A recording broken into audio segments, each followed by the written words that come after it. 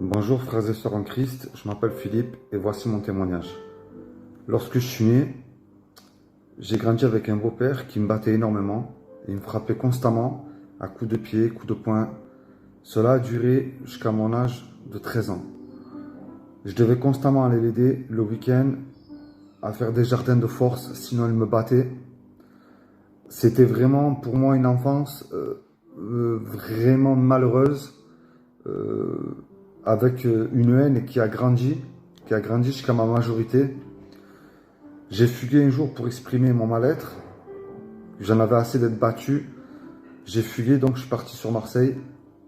De là, vu que j'avais aucun argent et j'avais que 12 ans, un mécano est venu.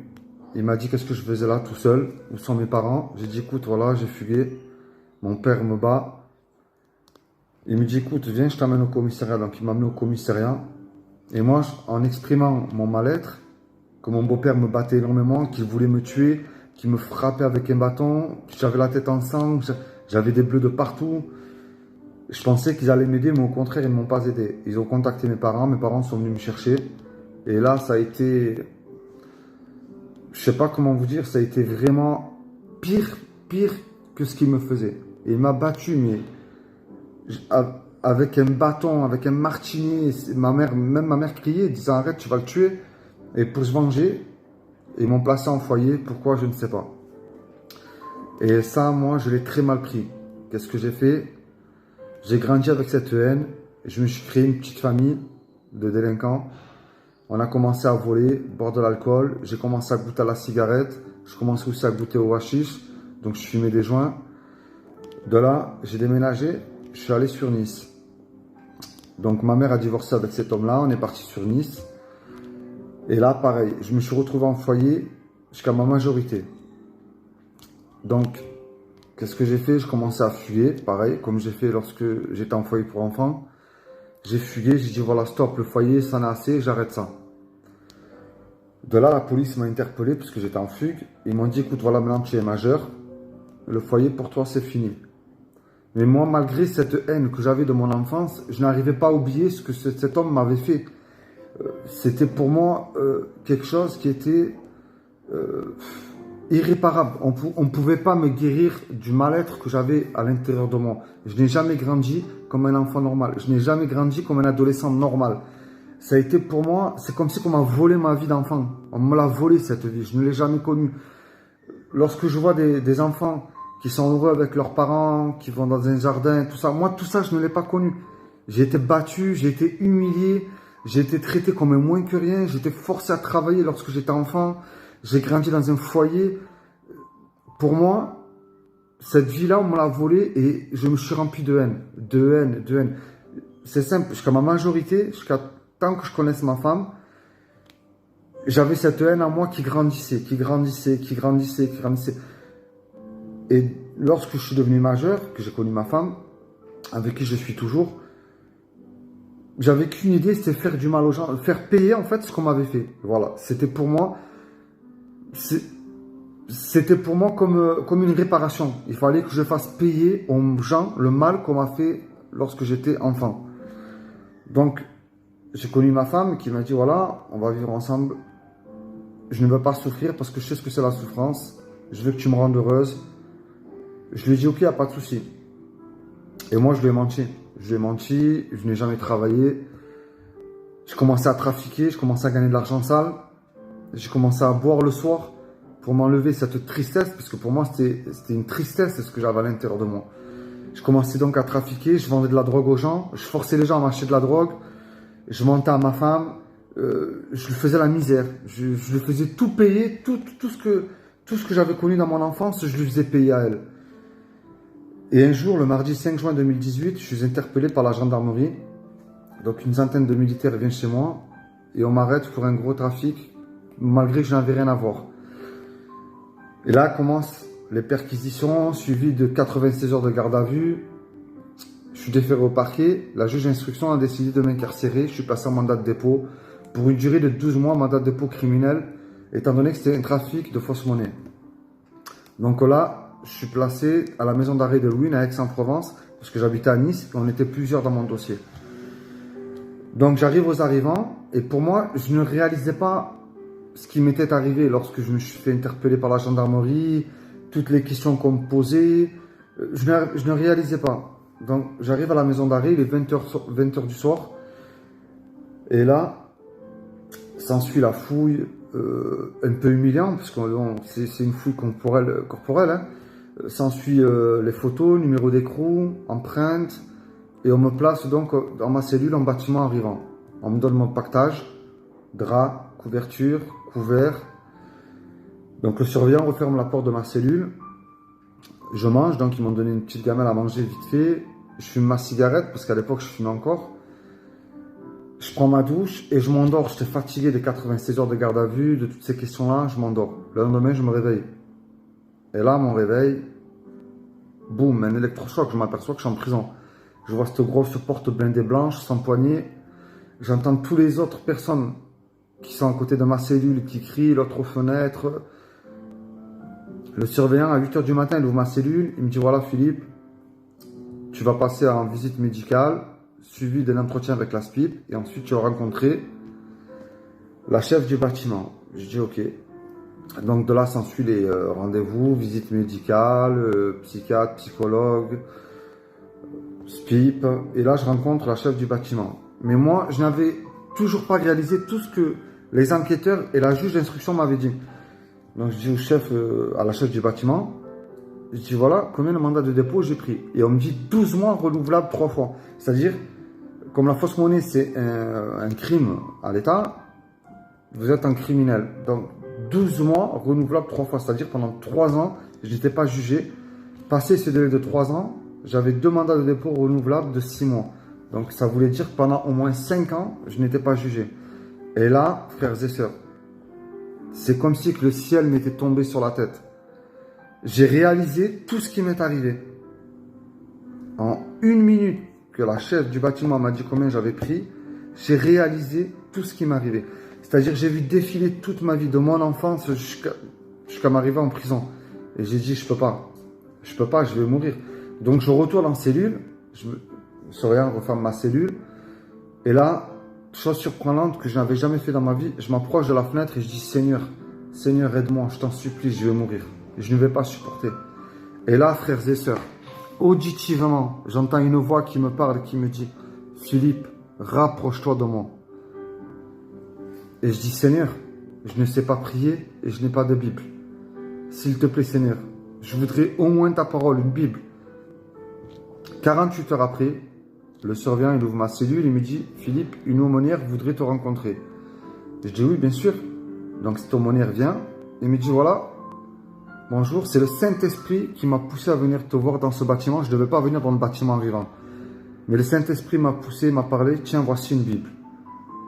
Et à ta sortie de prison, je voudrais que tu viennes dans mon église locale, à Montpellier, faire ton témoignage. Mais je n'avais pas compris pourquoi elle m'avait dit ça.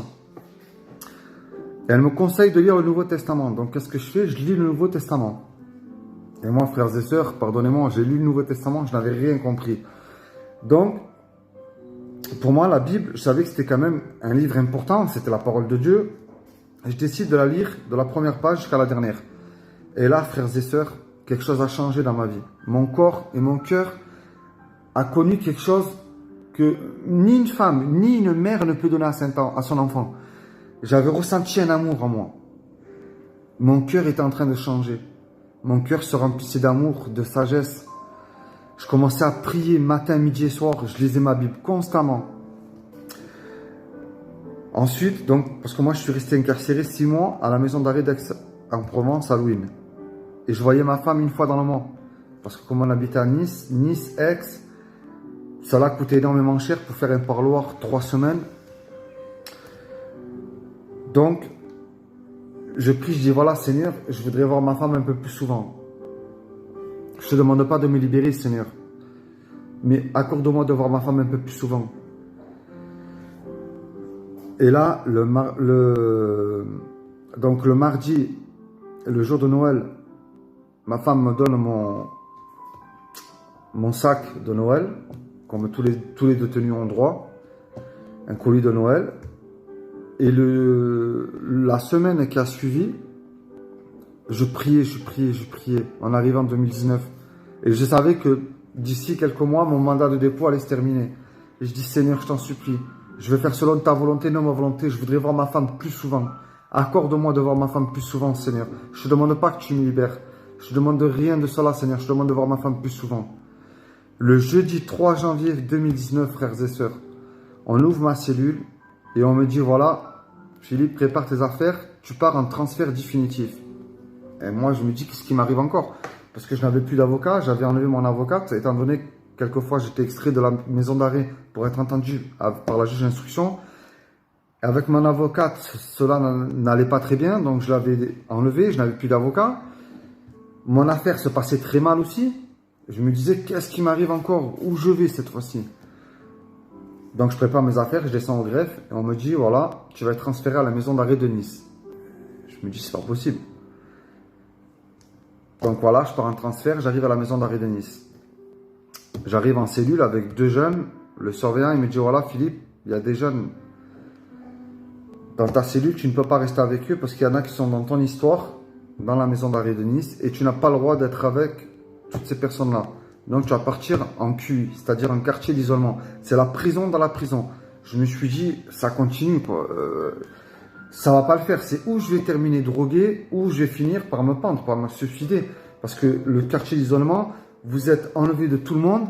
C'est vraiment très dur. C'est la prison dans la prison. Je me dis, bon, c'est pas grave, Seigneur. Je vais y arriver parce que tu es avec moi. Et ta parole est une parole de promesse. Je vais y arriver, tu es avec moi.